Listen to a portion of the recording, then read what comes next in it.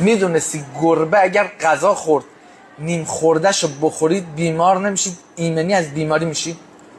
اینو بدونی. موی گربه میشه. حتی موی گربه رو بدنت باشه نمازم بخوری مشکلی نداره.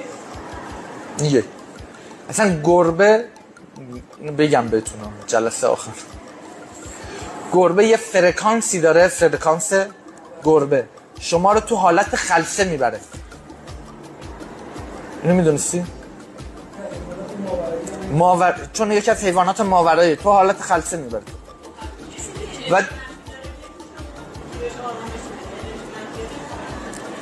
و جالبه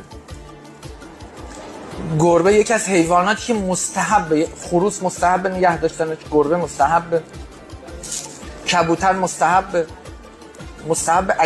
اکیده ها. کبوتر زن داره دیگه، گربه حالت زن. نه زن با زن فرق با دالزاله بزرگ.